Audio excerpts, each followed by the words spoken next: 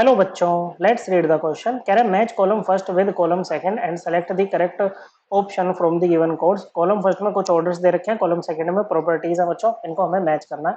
तो सबसे पहला है लेटिस एनर्जी। लेटिस एनर्जी होती है जो बच्चों 1 मोल सॉलिड आयनिक कंपाउंड को अगर आपको तोड़ना है किसमें बच्चों, इसके कॉन्स्टिट्यूएंट गैसियस आयंस में, तो इस प्रोसेस में जो एनर्जी लगती है उसको बोलते हैं lattice energy. Lattice energy directly proportional होती है चार्ज के, ओके बच्चों, आयंस के चार्ज के, और इनवर्सली प्रोपोर्शनल होती है आयनिक साइज के। ओके बच्चों, साइज के क्या होती है, इनवर्सली प्रोपोर्शनल होती है बच्चों।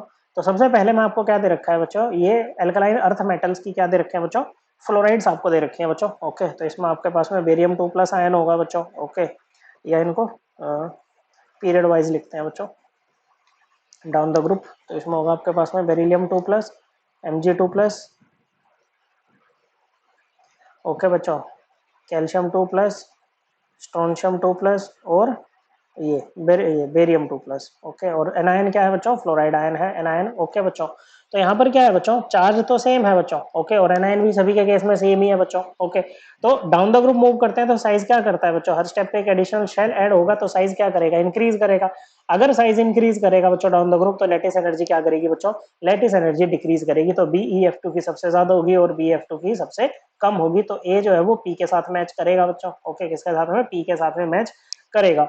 उसके अलावा अगर सोल्युबिलिटी इन वाटर की बात करें, ओके बच्चों, तो वाटर में सोल्युबिलिटी की बात करें ना बच्चों, तो मतलब आपको क्या करना है बच्चों, जो आपका सॉलिड आयनिक कंपाउंड है उसको पानी में डालना है और एक्वस आयंस वहां से बनाने हैं बच्चों। ओके, तो आयंस बनना जरूरी है बच्चों। आयंस बनाने के लिए जो एनर्जी लगती है वो क्या लगती है, लेटिस एनर्जी। अब ये जो लेटिस एनर्जी है ना बच्चों, ये क्या हो गया बच्चों, हमारा एक्सपेंडिचर हो गया बच्चों। क्या हो गया, एक्सपेंडिचर हो गया। अब हमारे पास यहाँ पर इनकम भी आती है। कैसे आती है, जैसे कटायन है बच्चों। ओके, ये हाइड्रेट होगा, पानी के साथ इंटरेक्ट करेगा। Water is a polar molecule, oxygen ज्यादा electronegative, partial negative charge, hydrogen पे partial positive charge. Ion dipole interaction होगी इनके बीच में। ऐसे ही बच्चों Cl- के साथ भी होगी, सॉरी B- के साथ भी होगी बच्चों, एनायन के साथ भी होगी बच्चों। इस प्रोसेस को हम बोलते हैं हाइड्रेशन, और इससे जो एनर्जी रिलीज होती है ना वो होती है हाइड्रेशन एनर्जी। ओके बच्चों, और हाइड्रेशन एनर्जी ना हमारी इनकम है। अब हाइड्रेशन एनर्जी भी ना बच्चों डायरेक्टली प्रोपोर्शनल है चार्ज के और इनवर्सली प्रोपोर्शनल साइज के। तो down the group lattice energy भी डिक्रीज करेगी और हाइड्रेशन एनर्जी भी डिक्रीज करेगी बच्चों। क्या करेगी बच्चों, हाइड्रेशन एनर्जी भी डिक्रीज करेगी। ओके बच्चों, लेकिन बच्चों अगर हम फिर अब इसमें क्या होता है, एक का डिक्रीमेंट ज्यादा होता है, एक का डिक्रीमेंट कम होता है बच्चों। ओके, तो अब इसमें क्या होता है कि जो BeF2 बनेगा ना बच्चों वो सबसे ज्यादा सोल्यूबल होगा, और BaF2 हो जाएगा होगा ना बच्चों वो लीस्ट सोल्यूबल होगा। मतलब जो डिक्रीज आएगा ना हाइड्रेशन एनर्जी में वो ज्यादा होगा as compare to decrease in lattice enthalpy. Okay, as we move down the group. Okay, lattice enthalpy या लेटिस एनर्जी। ओके बच्चों, सो इसीलिए बच्चों BeF2 से जब हम BF2 की तरफ मूव करेंगे ना तो सोल्यूबिलिटी क्या करेगी बच्चों, डिक्रीज करेगी। मतलब ये सोल्यूबिलिटी का ऑर्डर भी होगा, तो ये क्यू के साथ भी जाएगा बच्चों। फिर है बच्चों thermal stability. Okay, thermal stability जो है ना बच्चों वो डायरेक्टली प्रोपोर्शनल होती है परसेंटेज ऑफ आयनिक करेक्टर के, या को इनवर्सली प्रोपोर्शनल होती है परसेंटेज ऑफ कोवेलेंट करेक्टर के। ओके बच्चों, अब कोवेलेंट करेक्टर जो होता है ना बच्चों ये डायरेक्टली प्रोपोर्शनल होता है पोलराइजेशन के। अब ये पोलराइजेशन दो चीजों पर डिपेंड करती है, आपके कैटायन पे भी, और कैटायन की लगती है पोलराइजिंग पावर, और एनायन पे भी जिसकी लगती है पोलराइजेबिलिटी। पोलराइजिंग पावर हो या पोलराइजेबिलिटी हो, ओके, दोनों ही चार्ज ऑफ रेस्पेक्टिव आयन के क्या होती है बच्चों, डायरेक्टली प्रोपोर्शनल होती है बच्चों। ओके, पोलराइजिंग पावर में लगेगा चार्ज ऑफ कैटायन, ओके बच्चों, और पोलराइजेबिलिटी में लगेगा चार्ज ऑफ एनायन। ओके बच्चों, अब यहाँ पर चार्ज तो सेम ही है बच्चों। अब पोलराइजेबिलिटी की बात करें तो इनवर्सली डायरेक्टली प्रोपोर्शनल होती है साइज ऑफ एनायन के। पोलराइजिंग पावर जो होती है बच्चों साइज ऑफ कैटायन के इनवर्सली प्रोपोर्शनल होती है बच्चों।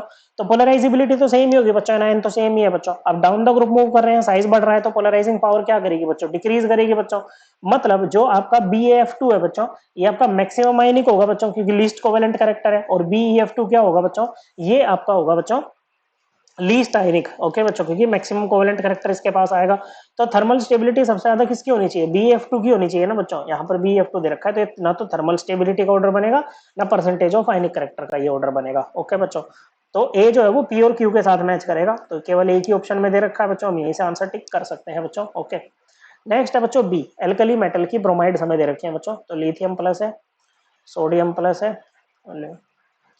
पोटेशियम प्लस है, और रुबिडियम प्लस है और CS प्लस, सीजियम प्लस है बच्चों, एनायन है Br माइनस। ओके बच्चों, अब डाउन द ग्रुप मूव करेंगे, फिर वही बच्चों लैटिस एनर्जी क्या करेगी बच्चों, लैटिस एनर्जी तो डिक्रीज करेगी ना बच्चों। ओके, तो ये लैटिस एनर्जी का ऑर्डर तो नहीं है बच्चों, क्योंकि ये तो इंक्रीजिंग ऑर्डर में दे रखा है डाउन द ग्रुप। ओके बच्चों, तो ये पी के साथ मैच नहीं करेगा बच्चों। ओके, लेकिन ये ना सोल्युबिलिटी के साथ में मैच कर जाएगा बच्चों। किसके साथ में बच्चों, ये सॉरी सोल्युबिलिटी के साथ भी कैसे मैच करेगा, नहीं। ओके, यहाँ पर क्या है, ये Li plus Na plus K plus Rb plus caesium plus और साथ में क्या है Br माइनस है बच्चों।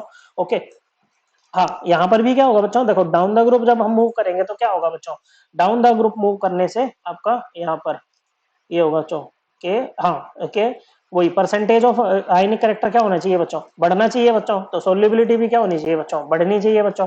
ओके, तो सी ऐसे सोल्युबिलिटी नहीं, ये तो हाइड्रेशन एनर्जी से जाएंगे ना। ओके, सोल्युबिलिटी है तो थर्मल स्टेबिलिटी नहीं देखनी है, सोल्युबिलिटी इन वाटर देखनी है बच्चों। ओके, तो यहाँ पर क्या होता है बच्चों के, जैसे यहाँ पर CSBr की दे रखी है। ओके बच्चों, सोल्युबिलिटी हाईएस्ट किसकी दे रखी है बच्चों, CSBr की हाईएस्ट सोल्युबिलिटी दे रखी है, जबकि इसकी क्या होती है बच्चों, इसमें लीस्ट सोल्युबिलिटी होती है बच्चों। अगर हम एल्कली मेटल ब्रोमाइड्स की बात करें ना बच्चों, इनकी सोल्युबिलिटी क्या करती है बच्चों, डिक्रीज करती है डाउन द ग्रुप। क्या करती है बच्चों, इनकी सोल्युबिलिटी जो है वो डाउन द ग्रुप डिक्रीज करती है बच्चों। ओके, तो ये आपका क्यू के साथ मैच भी मैच नहीं करेगा। ओके, थर्मल स्टेबिलिटी की बात करें या पहले परसेंटेज ऑफ आयनिक करेक्टर यहाँ पर देखें, तो परसेंटेज ऑफ आयनिक करेक्टर का ऑर्डर क्या होगा बच्चों, क्योंकि इसकी लीस्ट पोलराइजिंग पावर है बच्चों, साइज सबसे ज्यादा है बच्चों।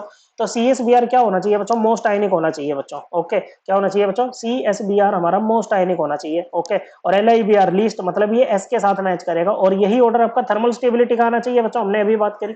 ओके, लेकिन यहाँ पर याद रखना बच्चों, ओके डाउन द ग्रुप क्योंकि साइज इंक्रीज कर रहा है ना बच्चों, तो बॉन्ड लेंथ भी क्या कर रही है, इंक्रीज कर रही है बच्चों। आयनिक बॉन्ड की जो बॉन्ड लेंथ होगी ना वो इंक्रीज कर रही है, जिसके कारण क्या होगा बच्चों, thermal stability down the group decrease करती है। ओके, एल्कली मेटल ब्रोमाइड्स की। ओके बच्चों, तो इसीलिए थर्मल स्टेबिलिटी के साथ मैच नहीं कर रहा है, बी का केवल आएगा S। ओके बच्चों, फिर है बच्चों आपके पास में इनकी एल्कलाइन अर्थ मेटल्स की, ये बच्चों हाइड्रोक्साइड्स हैं बच्चों। क्या है, एल्कलाइन अर्थ मेटल की हाइड्रोक्साइड अब की बार आपके पास आ गई बच्चों।